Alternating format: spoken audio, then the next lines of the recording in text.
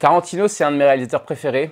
Et dans mes films préférés de Tarantino, il y a Inglourious Basterds. C'est l'histoire d'une bande de juifs américains qui en ont évidemment marre d'Hitler et qui sont des gros badass, des mercenaires sans foi ni loi et qui vont, pour le compte des États-Unis, en Europe pour un peu déjouer ses plans. C'est comme une bande d'agents secrets mais survitaminés. Il y a Eli Roth, il y a Brad Pitt, il y a tout un tas d'acteurs super cool. Et ce qui est fou, c'est que le film, alors spoiler alert, attention, à la fin, il tue Hitler. À la fin, je m'attendais pas à ça. Je pensais que Tarantino, il respecterait l'histoire originale qui s'est passée pour tout le monde. Mais non, il fait ce qu'on appelle une uchronie, il revoit complètement le monde et à la fin, il massacre tous Hitler à la mitraillette. J'étais choqué, j'étais ah d'accord, très bien, bon bah changeons l'histoire. Mais ça rend le film encore mieux parce qu'on sent qu'il se venge un peu Tarantino de tout ce que Hitler a fait subir à l'humanité. Par contre, j'ai grillé le twist à 10 km. Un Américain qui est en fait infiltré dans l'armée allemande, qui parle un allemand pur sans aucun accent, mais qui fait comme ça pour dire 3, alors qu'en fait les Allemands ils font comme ça pour dire 3. Il n'y a que les Américains qui vont pas connaître ça, c'est-à-dire que nous quand on a appris à compter, on faisait comme ça avec nos doigts, 2, 3, 4, alors que les Américains ils font effectivement 1, 2, 3, 4.